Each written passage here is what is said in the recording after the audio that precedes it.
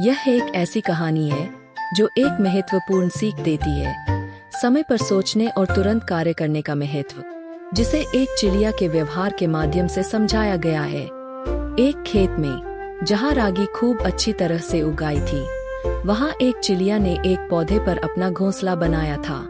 जैसे ही रागी की फसल पकने लगी, किसान चिंतित हो गया।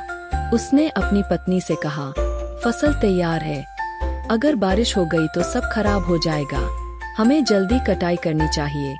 घोंसले में बैठे नन्हे चिड़िया के बच्चों ने यह बातचीत सुन ली। जब उनकी माँ चिड़िया भोजन लेने के बाद घोंसले में लौटी, तब बच्चों ने उसे किसान की योजना के बारे में बताया। माँ चिड़िया ने उन्हें शांत करते हुए कहा, अभी चिंता मत करो, चलो देखते हैं कि किसान खुद काम करता है या दूसरों पर निर्भर करता है। अगले दिन किसान अपनी पत्नी के साथ वापस आया और फसल काटने में मदद के लिए पड़ोसियों को बुलाने की चर्चा की। चिड़िया के बच्चों ने यह बात अपनी माँ को बताई। माँ चिड़िया ने उन्हें फिर से आश्वस्त करते हुए कहा, अगर किसान दूसरों पर निर्भर है तो वे शायद नहीं आएंगे और काम नहीं हो पाएगा। कई दिन बीत गए, लेकिन किसान को मदद के लिए मजदूर नहीं मिले। अंत में उसने निर्णय लिया, मैं अब किसी पर निर्भर नहीं रहूंगा, अपने बच्चों की मदद से ही मैं खुद फसल काटूंगा। जब बच्चों ने यह बात अपनी माँ को बताई, तब माँ चिड़िया को समझ में आ गया कि अब कार्रवाई करने का समय आ गया है।